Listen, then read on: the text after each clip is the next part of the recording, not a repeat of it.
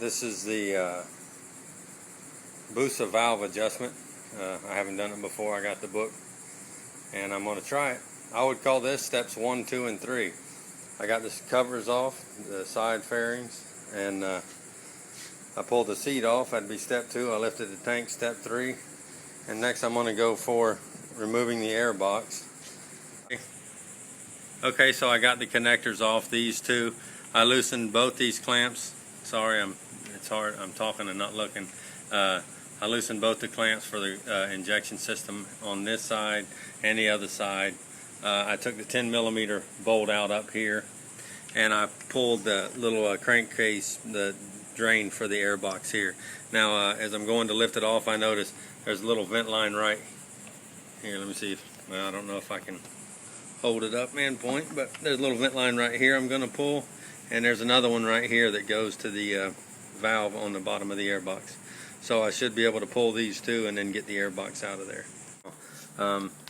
You've got the fuel line that goes right here. It's got those two little tabs you got to release. It's real dark. There you go. That's a little bit better.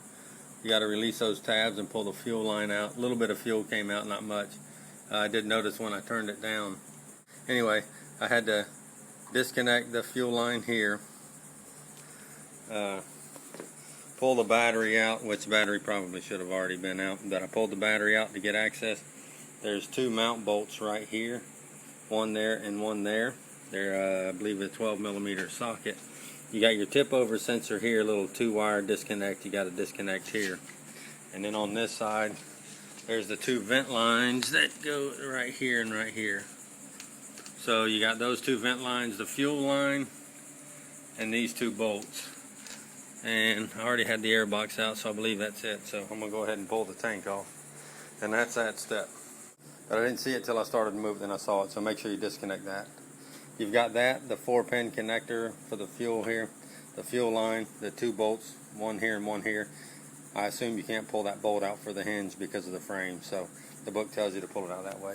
But here it is with that out, and now I'm getting in the book, and I'm going to see about what I need to do for adjusting the valves, getting to it, taking the valve cover and stuff off. Okay, going by the climber's manual, I guess I should have started filming again before. It said the next step was to remove the heat shield, and I'll show you real quick what book I've got. I've got the climber book for the Busa 99 to 07. That's my bike right there. I've got an 05. So it said to remove that heat shield, which it tells you when doing that, go ahead and you got to pull your 2-wire cam sensor right here, which I've already pulled the shield loose. Sorry about that. And then pull your 2 pins on all your connectors and label them. Make sure you put which cylinder they go on. And I thought, well, why wouldn't you just pull the whole thing? But then it has you do that later. But before you do that, they suggest you blow off any dirt, dust, loose debris, anything like that. So sounded like a good idea, so I did it. But now I'm working on pulling this heat shield. First thing I noticed was there's one of these like reusable wire ties down here that goes around it. I've disconnected that, and now I'm pressing on to see about what else I can do to get this off. So I'll do some more filming here when I... Real quick note of a on-the-fly thing that I did. Those two reusable wire ties that I was talking about, I went ahead and took them off the bar where they went, and I used them to kind of wire tie all these wires together. I don't know if that's going to help me or hurt me, but it'll get me out of the way for these valve cover bolts, hopefully. So that was just a little trick. Maybe it'll help that I tried, but like I say, they're reusable, so pull it together, get them out of your way. Maybe it'll help. Okay, before I start, I'm going to show you. It said remove the cylinder head bolts in a crisscross, the valve cover bolts in a crisscross pattern. So I'm going to start in the center, go across, and work my way across, and kind of loosen them evenly and then pull them out. So once I get that off, I'll show you what it looks like underneath. Okay, another little maybe helpful tip. Using the 3/8 drive ratchet, right here, with the Allen bit to get these off. Obviously you can do torque a lot better. I was using that. I got to this one, I got to this one, I got to this one okay. But the other three, like these two, are underneath here, so it's a little bit harder. So you will have to get an Allen wrench. They were pretty tight, and this is the first time this has been off on this bike, so I just want to let you know a little tip. Maybe it'll help, maybe it won't, but it's what I do. I took a 3/8 inch extension with just took my smallest deep well socket, slid it on there, and used it as a breaker bar. Obviously, you got okay, I'm doing a voiceover on this part because I was rambling like an idiot when I was filming it. I was excited that I got the valve cover out because I'd worked on it so long. The voiceover don't mean I won't ramble like an idiot, but I'm going to point out what has to happen. I really was frustrated with it. The book doesn't say to do certain stuff, at least the book that I had, but I'm fixing to start pointing at what needs to be done extra that's not in the book. And that'll be both grommets for the upper. There's the right side and there's the left. Both those grommets, I took them out.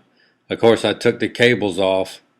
And then I took there's a long bolt that goes all the way through the linkage that goes to the other side. I took that bolt out and that screw right there, and I removed that linkage completely, holding the screw in to keep that together, and then just temp installed it. Okay, going step by step, that was my goal on this, so I'm going to still go step by step. Got the valve cover out yesterday. I'm going back by the climber, so I'm going step by step. The next step was to pull the 4 spark plugs, which I did. And then the next step is to pull these 2 caps. I already got the bits in them. It says starter inspection cap, and I forget what that states, but I'll look real quick. Okay, this is a voiceover because the filming just sucked and I had to cut a lot of it out. I'll show you the book in a minute, but what I'm showing here is the 2 caps that I pulled off. The bigger bolt there is for turning the motor over. And inside this hole here that you can't really see that well because the flashlight sucked, there's a couple of index marks you have to line up with each other. And then you've got to go and check the cam lobes in here, the exhaust lobe and the intake, or exhaust cam and intake cam. And it tells you in the book where they need to be. And I'm trying to show you here. Excuse me. And can't really see it that well just because of flashlight and the phone filming. But it shows you in the book, and it is easy to do. You just got to turn the motor over. There you can see that one little notch in the top of that cam.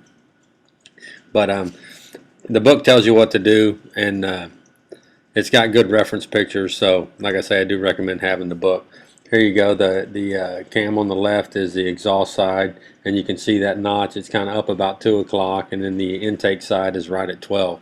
So check those index marks on the over there inside the inspection hole. Make sure they're right, and then check your cams. Otherwise, of course, you're 180 out, and the book tells you go ahead and turn it another 360 degrees and then check them again. Then right here, once I move that pencil, you can see this is a good picture in the book that shows you the index marks. There's one inside the threads that lines up with a mark on the plate. So it is easy to do, but that's what you want to do before checking the valves that it tells you to check once you're in this position. So I guess that's it for now. There's me in the book showing you which ones that the book tells you to check. So I talked about that and had enough time. So just get a book. And I've checked my clearance. The valves are underneath this here. Let me see if I can get my flashlight. Point out, you can see the forward cam. Okay, look, right. You can probably can on this video.